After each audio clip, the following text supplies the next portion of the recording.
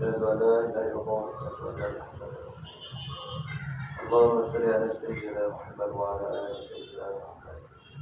رب اشرح لي صدري ويسر لي أمري واحلل عقدة من لساني يفقهوا قولي. إنا سمعنا وأطعنا غفرانك ربنا وإليك المصير.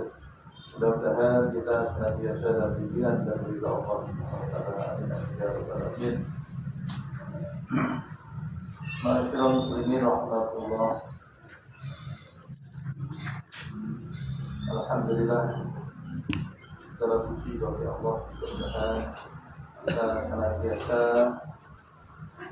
diberikan kekuatan oleh Allah Subhanahu wa taala untuk senantiasa bersyukur memuji Allah Subhanahu wa taala. Salawat serta salam kita haturkan kepada junjungan Nabi kita Nabi Muhammad sallallahu alaihi wasallam. Mudah-mudahan kita mampu mencontoh uswatun hasanah Nabi kita Nabi Muhammad sallallahu alaihi wasallam.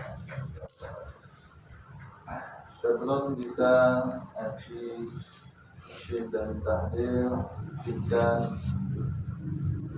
malam ini insyaallah kita hataman dan kita perhatikan secara dari surat ya, dari kitabnya Syekh Ibnu Abdullah Syekh. Bismillahirrahmanirrahim. Mari kita lihatkan Fatihah untuk Syekh Ibnu Abdullah Syekh dan sesuai jalan ya. Mudah-mudahan kita mendapatkan ilmu yang bermanfaat sehingga kita lebih bertakwa kepada Allah Amin. Kita bisa khusus Al-Fatihah. A'udzubillahi minasyaitonir rajim. Bismillahirrahmanirrahim. Alhamdulillahi rabbil alamin arrahmanir rahim. إياك نعبد وإياك نستعين صراط الذين أنعمت عليهم غير المغضوب عليهم. Bismillahirrahmanirrahim.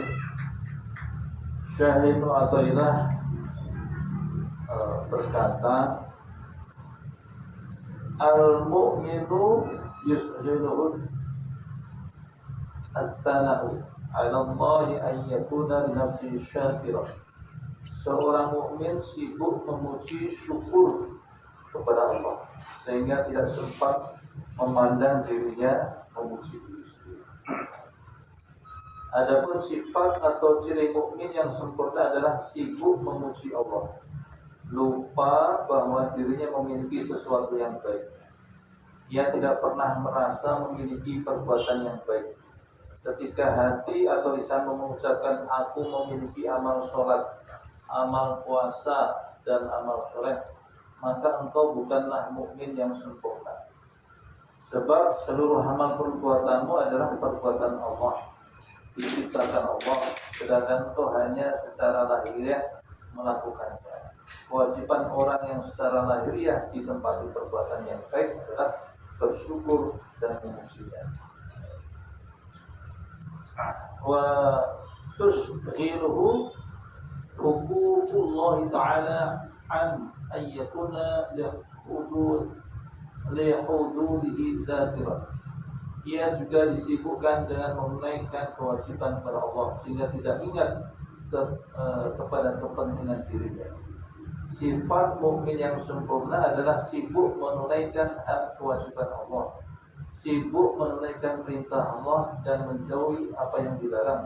Tidak mengharap pahala amal perbuatannya, tidak melirik pahala surga atau lainnya. Ia selalu beribadah kepada Allah hanya karena zat Allah SWT, tidak karena surga dan neraka.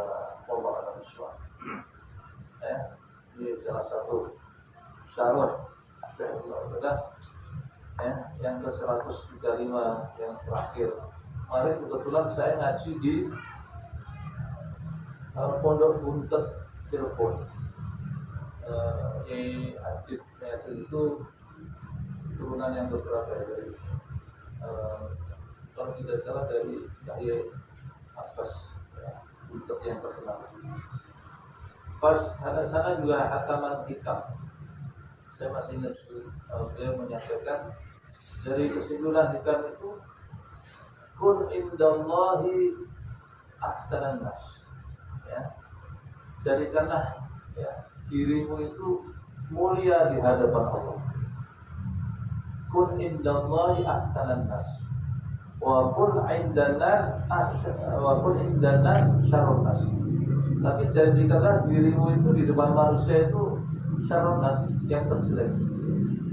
Ya, maksudnya begini, kita itu diperintahkan oleh Allah Subhanahu wa taala untuk betul-betul menjadi manusia yang mulia, dan itu ditolong sama Allah dan dikehendaki oleh Allah Subhanahu wa taala. Jadi menjadi manusia yang mulia apanya? Pikirannya mulia, hatinya, perasaannya mulia, tingkah lakunya mulia, ya, perbuatannya mulia, ya, perasaannya mulia di hadapan Allah Subhanahu wa taala. Jadi itu kesimpulan dari Syekh Ibnu Athaillah. Ya, Allah memerintahkan kita apabila kita ingin bahagia selamat itu berusaha untuk memuliakan diri kita di hadapan Allah Subhanahu wa taala. Tantangannya, ya, kalau kita memuliakan diri kita di hadapan manusia, ingin dipuji, ingin merasa hebat, ya, itu mengganggu kemuliaan kita di hadapan Allah Subhanahu wa taala. Maka pesannya kun indanas syarrun nas. Tempatkanlah dirimu, posisikan dirimu di depan manusia itu syarrun nas, yang terendah, yang terjelek, ya kan? Yang tidak merasa bisa, tidak punya apa-apa, gitu ya. Sehingga nanti bisa menerima sirullah, bisa menerima rahasia-rahasia yang punya Allah Subhanahu wa taala. Di antaranya adalah kebesaran Allah Subhanahu wa taala.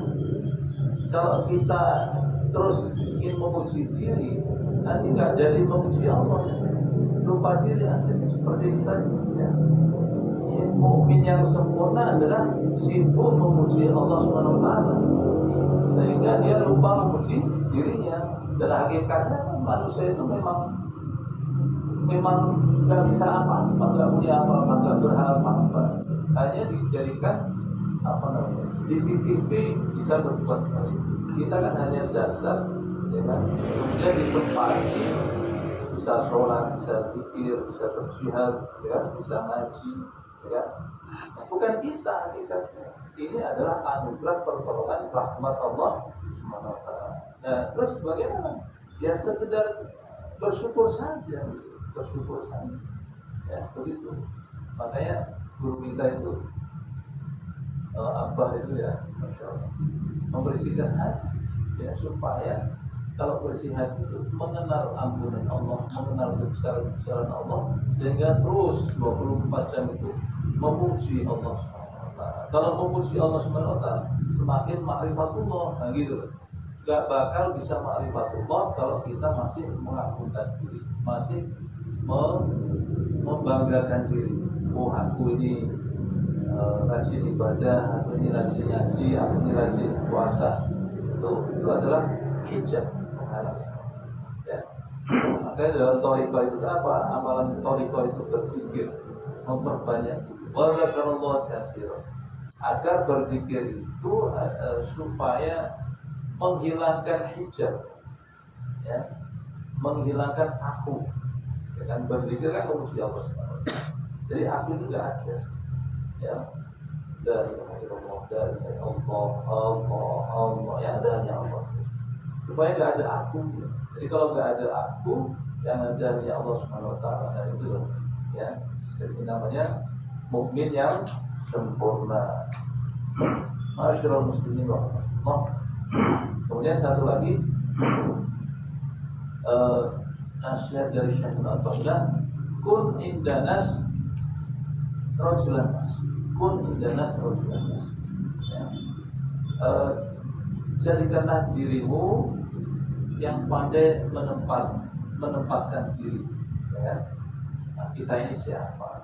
Ya kan, hanya hamba Allah, ya kan, nggak bisa apa-apa. Semua ini rahmat pertolongan Allah Subhanahu wa taala. ya nggak usah ada laki-laki.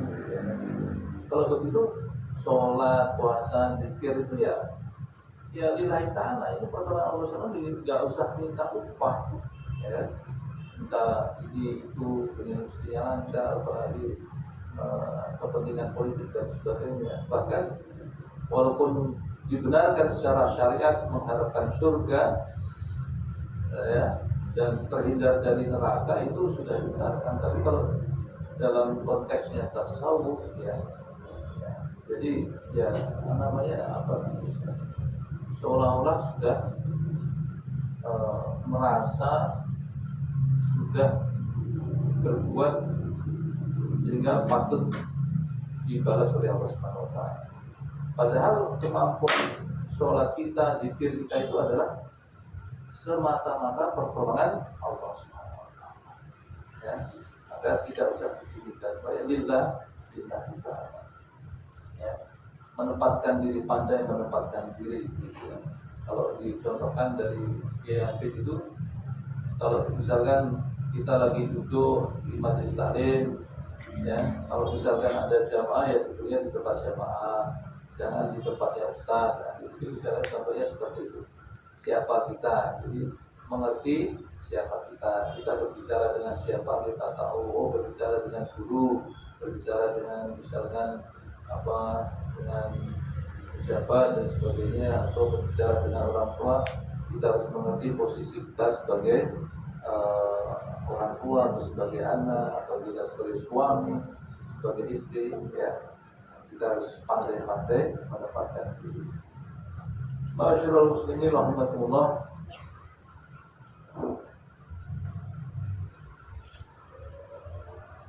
Bismillahirrahmanirrahim. Laisal muhibbul ladzi yarju min mahbubihi iwadan aw yatlubuhu minhu gharadan. Pecinta bukanlah orang yang mengharapkan imbalan atau upah dari kekasihnya. Jadi kalau kita mencintai Allah, ya udah lepas saja. Sholat ya lepas, zikir ya lepas, puasa hilang kita. Ya, rasa cinta nggak ada. Kalau kita namanya mengharapkan sesuatu imbalan, nggak cinta itu. Ya, berarti ada kepentingan mengerjakan ibadah. Kalau memang kita cinta kepada Allah, ya tunjukkan ya bahwa kita tidak ada alibi, tidak ada kepentingan, hanya rasa cinta ya cinta, membuktikan bahwa kita itu senang dengan perintah-perintah Allah Subhanahu wa Ta'ala. Yang terakhir, Bismillahirrahmanirrahim. Syahid Abdullah berkata, laula mayazin an-nufus ma tahaq opo saya rusak itu. Andai kan tidak ada lapangan perjuangan melawan nafsu syahwat, pasti tidak dapat terbukti perjalanan orang-orang yang menuju kepada Allah Subhanahu wa Ta'ala. Jika tidak ada syahwat nafsu amarah, maka tidak akan terbukti perjalanan orang-orang menuju Allah semasa beribadah kepada. Jika tidak karena nafsu, maka secara rasional tidak akan diketahui orang-orang yang berjalan menuju kepada Allah, karena Allah sangat dekat kepada segala sesuatu. Allah berfirman, nahnu aqrabu ilaihi min hablil warid. Ya kan? Ilmuku terhadap hamba-hambaku itu lebih dekat daripada urat leher hitammu atau urat. Artinya, seberapa berat dan jauh kewajiban untuk beribadah dan berjalan menuju Allah, itu masih tetap berada pada dirimu sendiri. Karena yang membuat berat dan jauh adalah syahwat nafsu. Jika syahwat nafsu tidak ada, maka kau tidak berkenan menghadap Allah. Allah itu ya, terasa berat atau tidak, ya, itu ya bagaimana tergantung nafsu kita gitu ya. Jika syahwat nafsumu tidak ada, maka engkau tidak berkebutuhan pada Allah. Sebab hakikat berjalan menuju Allah adalah memutus segala rintangan hawa nafsu. Jadi sebenarnya ketika ada hawa nafsu, kita itu harus bersyukur, karena kita akhirnya meminta tolong sama Allah. ya kan? Kita berlindung kepada Allah Subhanahu, kan? Tapi kalau misalkan seandainya Allah itu tidak memberikan nafsu, mungkin ya biasa saja, kita nggak bisa mendapatkan Allah Subhanahu Wa Taala, ya kan? Kita misalkan apa ya, ingin makan enak, kan nafsu kan? Nanti jatuhnya kalau masih makanannya kan halal dalam syariat. Tapi kalau nanti sudah berlebih-lebihan atau makan yang mungkin yang haram, jatuhnya nafsu setan. Nah, karena ada nafsu setan, ada nafsu yang mungkin merusak diri kita, ya kan? Akhirnya kita berlindung kepada Allah Subhanahu Wa Taala. Jadi ada nafsu itu sebenarnya, ya, ada nafsu itu. Allah mengharapkan kita itu berlindung meminta tolong Allah Subhanahu Wa Taala sehingga kita dekat kepada Allah Subhanahu Wa Taala. Seperti itu, adanya setan, adanya nafsu itu supaya kita mendekat kepada Allah Subhanahu Wa Taala. Mudah-mudahan sedikit ya nasihat dari Syekh Ibnu Athaillah As-Sakandari dan Kiai Syuhada ini bisa menambah iman kita, bisa mengantarkan kita lebih lebih paham tentang perintah-perintah Allah Subhanahu Wa Taala, dan Allah berikan kekuatan kepada kita semua yang semakin bertakwa, dan mudah-mudahan kita bisa husnul khatimah. Amin amin ya rabbal alamin. Al-Fatihah. Bismillahirrahmanirrahim.